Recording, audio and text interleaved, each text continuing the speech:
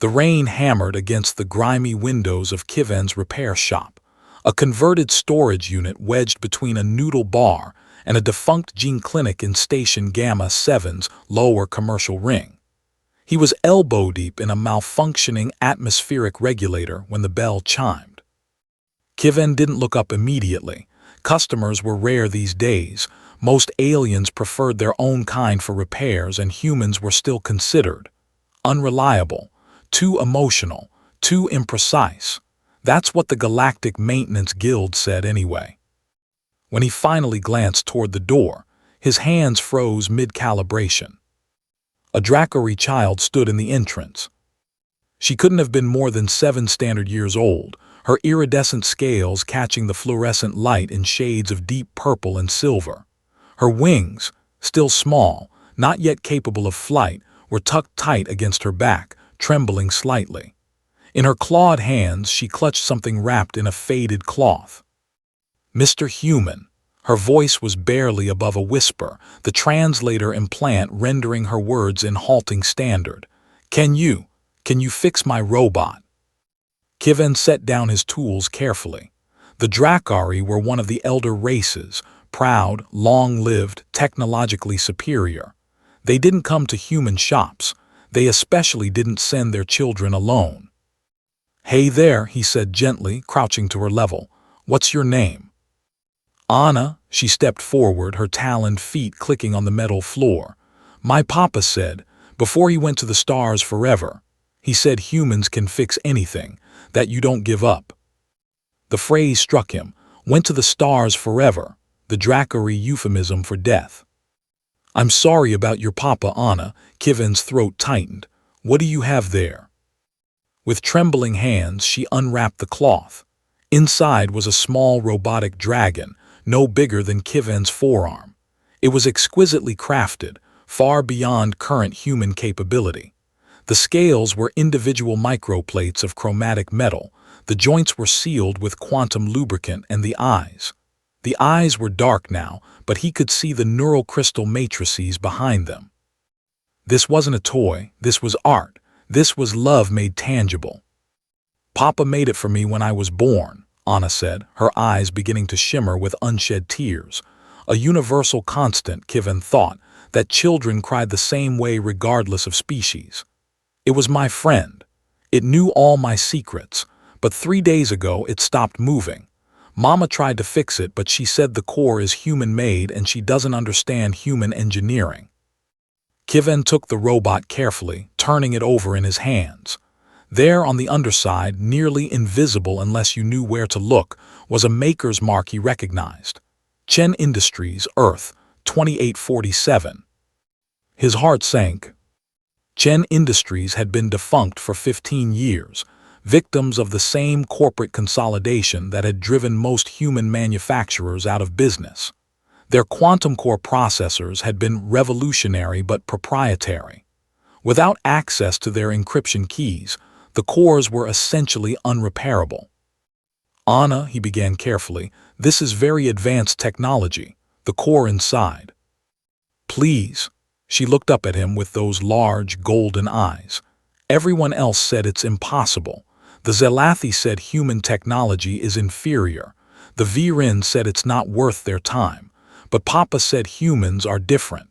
He said you fix things everyone else throws away. He said you care more about making things work than about what's logical."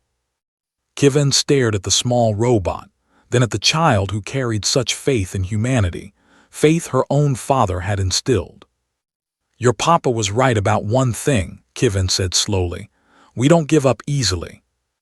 He stood carrying the robot to his workbench. "No promises, Anna, but I'll try." For 3 days, Kiven barely slept. The quantum core was locked behind encryption that would take a AI supercomputer centuries to crack. But Kiven didn't try to crack it. Instead, he did what humans had always done when faced with impossible technology. He improvised. He couldn't access the original core, but he could bypass it. Using a salvaged human neural processor from a deceased medical android, he created a bridging matrix, a translator that could interface between the Dracari dragon's body and a human consciousness substrate. The work was meticulous. Each of the dragon's 47,000 individual scale sensors had to be mapped. The flight balance gyroscopes had to be recalibrated. The memory storage crystal, thank the stars it was separate from the core, had to be carefully extracted and preserved. Anna came every day after her schooling, sitting quietly in the corner watching him work. She never complained, never asked when it would be done. She just believed. On the fourth morning, Kivin activated the new core. For a long moment, nothing happened. Then slowly the dragon's eyes flickered. Soft blue light filled the neural crystal matrices. The head turned, focusing on Anna.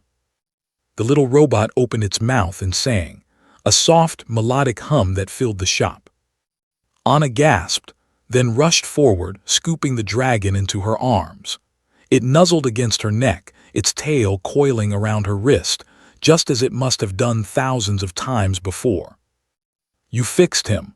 Anna's tears fell freely now, sparkling as they hit the dragon's scales. "You really fixed him."